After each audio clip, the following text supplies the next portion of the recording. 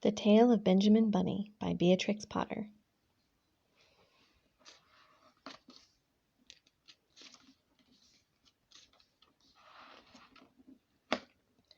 One morning a little rabbit sat on a bank.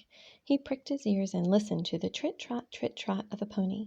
A gig was coming along the road. It was driven by Mr. McGregor, and beside him sat Mrs. McGregor in her best bonnet.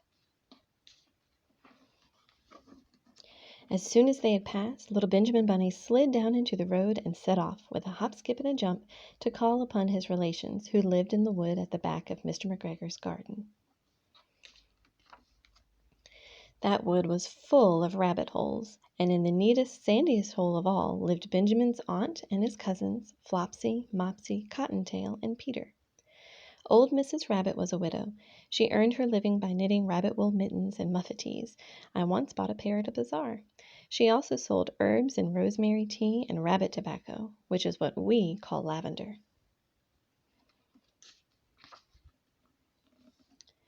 Little Benjamin did not very much want to see his aunt. He came round the back of the fir tree and nearly tumbled upon the top of his cousin Peter. Peter was sitting by himself. He looked poorly and was dressed in a red cotton pocket handkerchief. "Peter," said little Benjamin in a whisper, "who has got your clothes?" Peter replied, "The scarecrow in Mr. McGregor's garden," and described how he had been chased about the garden and dropped his shoes and coat. Little Benjamin sat down beside his cousin and assured him that Mr. McGregor had gone out in a gig, and Mrs. McGregor also, and certainly for the day, because she was wearing her best bonnet. Peter said he hoped it would rain. At this point, old Mrs. Rabbit's voice was heard inside the rabbit hole, calling, "Cottontail, Cottontail, fetch some more chamomile." Peter said he thought he might feel better if he went for a walk. They went away hand in hand and got upon the flat top of the wall at the bottom of the wood. From here they looked down into Mr. McGregor's garden. Peter's coat and shoes were plainly to be seen upon the scarecrow, topped with an old tam-o'-shanter of Mr. McGregor's. Little Benjamin said, "It spoils people's clothes to squeeze under a gate. The proper way to get in is to climb down a pear tree."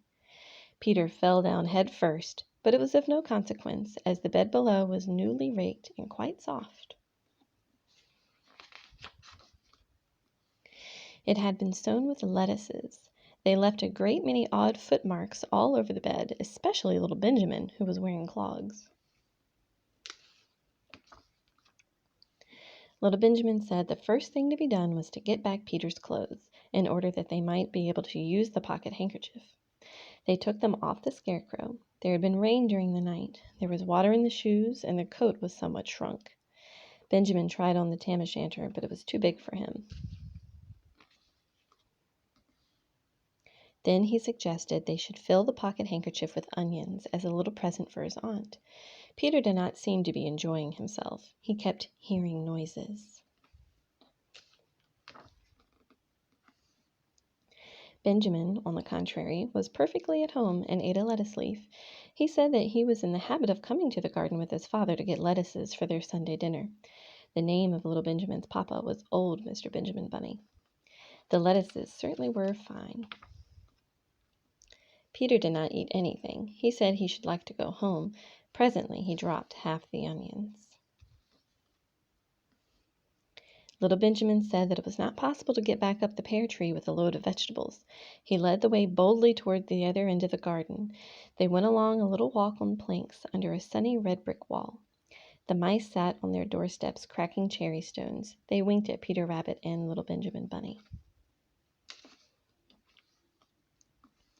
Presently, Peter let the pocket handkerchief go again.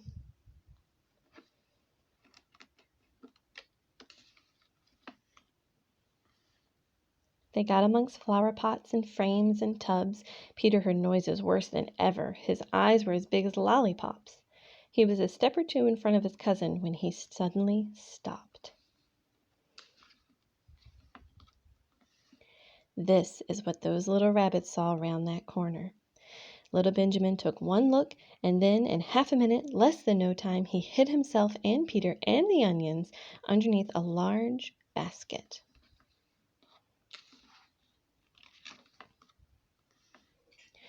The cat got up and stretched herself and came and sniffed at the basket. Perhaps she liked the smell of onions.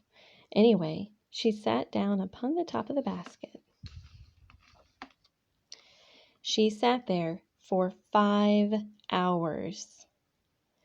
I cannot draw you a picture of Peter and Benjamin underneath the basket because it was quite dark and because the smell of onions was fearful. It made Peter Rabbit and little Benjamin cry.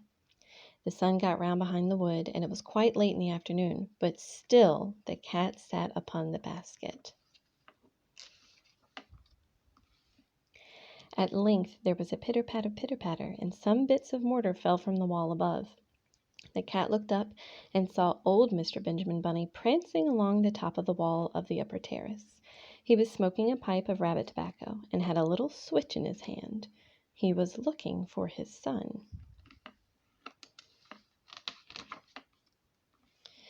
Old Mr. Bunny had no opinion whatever of cats. He took a tremendous jump off the top of the wall onto the top of the cat and cuffed it off the basket and kicked it into the greenhouse, scratching off a handful of fur. The cat was too much surprised to scratch back. When old Mr. Benjamin had driven the cat into the greenhouse, he locked the door. Then he came back to the basket and took out his son Benjamin by the ears and whipped him with the little switch. Then he took out his nephew, Peter. Then he took out the handkerchief of onions and marched out of the garden.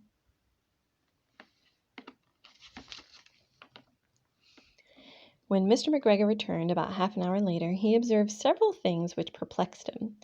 It looked as though some person had been walking all over the garden in a pair of clogs, only the footmarks were too ridiculously little.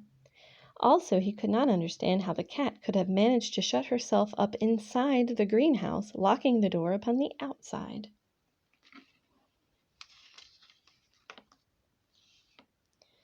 When Peter got home, his mother forgave him, because she was so glad to see he had found his shoes and coat. Cottontail and Peter folded up the pocket handkerchief, and old Mrs. Rabbit strung up the onions and hung them from the kitchen ceiling with the bunches of herbs and the rabbit tobacco. The end.